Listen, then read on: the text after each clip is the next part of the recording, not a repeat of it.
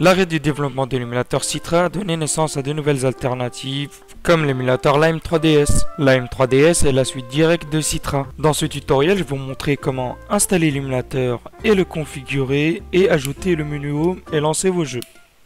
Pour pouvoir profiter d'une bonne expérience de jeu, vous aurez besoin d'une carte graphique compatible avec l'OpenGL 4.3 et le Vulkan 1.1, ainsi qu'un système d'exploitation récent, mais nous on va se concentrer sur la version pour Windows. Bien sûr, il existe une version pour Android, mais ce ne sera pas le sujet de la vidéo. Avant de commencer le téléchargement, je vous donne rendez-vous dans le premier lien en description pour aller installer le Microsoft Visual C++.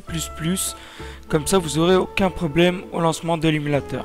Une fois l'installation du Visual C++ terminée, je vous donne rendez-vous dans le deuxième lien que je vais vous mettre en description et allez télécharger Lime 3DS. Dès que vous arrivez sur ce site, vous cliquez sur télécharger quand même.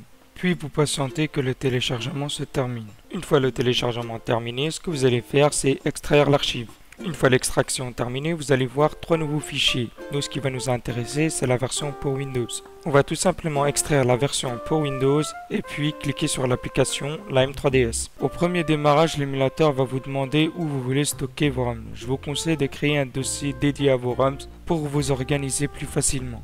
Tout d'abord, nous allons commencer par configurer l'émulateur. Dans le premier onglet, vous pourrez ajuster la vitesse de l'émulation et ainsi choisir l'emplacement de vos captures d'écran. Dans la partie web, vous permettra d'afficher la présence de l'émulateur sur Discord. Dans la partie débogage, il n'y a rien à modifier. Dans la partie interface, vous pourrez modifier la langue de l'émulateur, donc on mettra ça en français, et ainsi que le thème de l'émulateur. Et vous pourrez aussi changer la taille des icônes. Dans l'onglet Système, vous pouvez changer la région, votre nom d'utilisateur, votre date de naissance et votre pays. L'option 3GX vous permettra d'exécuter des plugins en jeu. La section caméra vous permettra tout simplement d'émuler votre caméra. La section stockage vous permettra d'émuler une carte SD virtuelle. Dans l'onglet graphisme, vous pourrez modifier la résolution. Une résolution plus élevée rendra votre jeu plus beau mais pourrait nuire à la fluidité. Activer l'option filtrage linéaire rendra votre jeu plus beau. Et vous avez la possibilité d'appliquer plusieurs filtres et effets. Vous pourrez modifier l'option 3D selon vos préférences. Dans la section disposition, vous pouvez modifier la disposition des écrans. Vous avez l'option un seul écran, écran large, écran côte à côte, fenêtre séparée, écran hybride et vous avez la disposition personnalisée. Dans la section avancée, vous pourrez modifier l'API graphique. Si vous avez une carte assez puissante, vous pouvez choisir Vulkan. Si vous avez une config modeste, vous pouvez choisir OpenGL. Dans moteur du rendu, vous pouvez activer l'option activer la compilation asynchrone des shaders.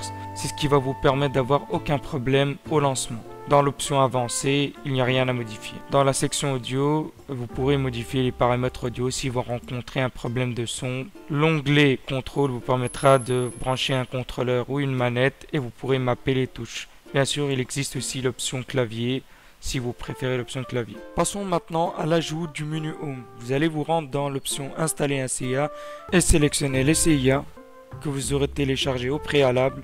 Une fois ça fait, vous allez redémarrer l'émulateur et lancer le menu Home.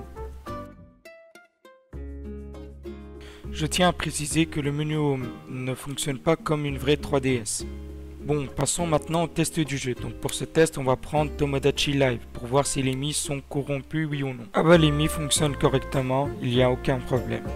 Bon les amis, là on se retrouve à la fin de la vidéo. Si vous avez aimé cette vidéo, n'hésitez pas à la liker et à la partager. Et si vous rencontrez des problèmes avec l'émulateur, il y a un serveur Discord qui se trouve en description. N'hésitez pas à me poser des questions.